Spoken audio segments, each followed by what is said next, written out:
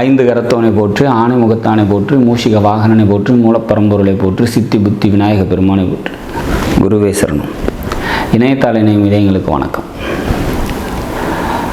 இது 2025 ராகு கேது பயிற்சிக்கான பலன். மிதுன ராசிக்கு ராகு கேது பயிற்சி எப்படி இருக்க போகுதுன்னு பார்க்கலாம். வர மே மாதம் 18ஆம் தேதி இரவு 8:45 மணிக்கு ராகு கேதுக்கள் பயிற்சி ஆகிறாங்க. ராகு மீனராசிலேருந்து பயிற்சியாகி கும்பராசிக்கும், கேது கன்னிலேருந்து பயிற்சியாகி சிம்மராசிக்கும் வராங்க. இது எப்படி இருக்க போகுது மிதுன ராசிக்கு அப்படிங்கிறத பார்க்கலாம். இது வரைக்கும் தசம கேந்திரத்தில் ராகுவும் 4வது கேந்திரத்தில் கேதுவும் இருந்தாங்க. இப்போ பயிற்சியாகி 3ஆம் வீட்டுக்கு கேது போக போகிறாரு. பாக்கியஸ்தானம் சொல்லக்கூடிய 9ஆம் வீட்டுக்கு ராகு வர போகிறாரு. வெளிநாடு சம்மந்தப்பட்ட ஏற்றுமதி இறக்குமதி தொழில் செய்கிறீங்கன்னா அதெல்லாம் நல்லாயிருக்கும். இடமாற்றத்துக்காக காத்திருக்கீங்க அப்படின்னா அதெல்லாம் கண்டிப்பாக கிடைக்கும்.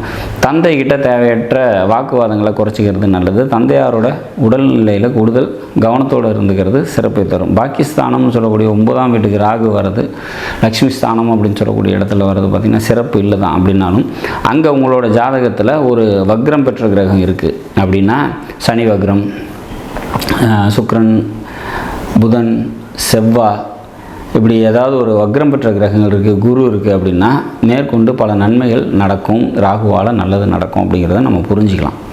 எப்படி சொல்கிறோம் அப்படின்னா, இந்த வக்ரம் பெற்ற கிரகம் வக்ரத்தின் மேலே ட்ராவல் ஆகும்போது அது ஒரு நன்மை தருது. சப்போஸ் ஒரு குரு வந்து பார்த்திங்கனாக்கா அங்கே வக்ரமாக இருக்குது உங்களுக்கு அப்படின்னா, அந்த வக்ரம் பெற்ற குரு மேலே இந்த ராகு ட்ராவல் ஆகும்போது பொருளாதார ரீதியான முன்னேற்றம் ஏற்படும் அப்படிங்கிறதுல மாற்றம் இல்லை.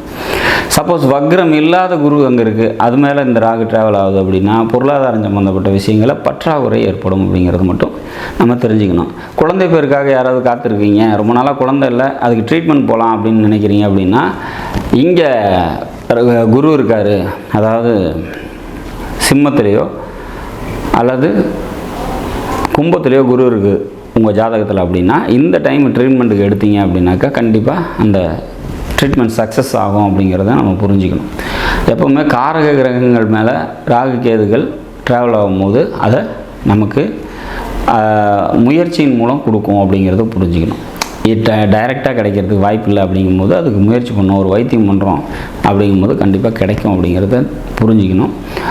இப்போது வக்ரமான கிரகங்கள் இந்த ராசிக்குள்ளே இருக்கும் போது அந்த ராகு அதில் ட்ராவல் ஆகும்போது நன்மைகளை தரும். சுக்கிரன் வக்ரம், புதன் வக்ரம், இல்லை செவ்வாய் வக்ரம், அந்த மாதிரியான வக்ர கிரகங்கள் சிம்மத்திலேயோ கும்பத்திலேயோ இருந்துச்சு அப்படின்னாக்கா இந்த ராகு கேது பயிற்சி மிதுன ராசிக்கு கூடுதல் நன்மைகளை தரும். சிறு தூர பயணங்களில் கூடுதல் கவனத்தோடு இருக்கணும். பேச்சில் ரொம்ப கவனமாக இருக்கணும்.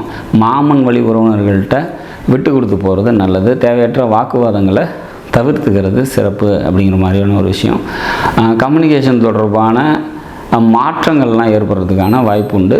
வேலைக்கு போகிறவங்களுக்கு கூடுதல் கவனத்தோடு இருந்துக்கிறது சிறப்பு. வேலைகளில் வந்து பார்த்திங்கனாக்கா கூடுதல் கவனம் எடுத்து கொஞ்சம் பொறுமையாக நடந்துக்கிறது சிறப்பு. வேலையில் நிறைய டிஸ்டர்பன்ஸ் ஏற்படுறதுக்கான வாய்ப்புகள் உண்டு அப்படிங்கிறதையும் நம்ம தெரிஞ்சுக்கணும்.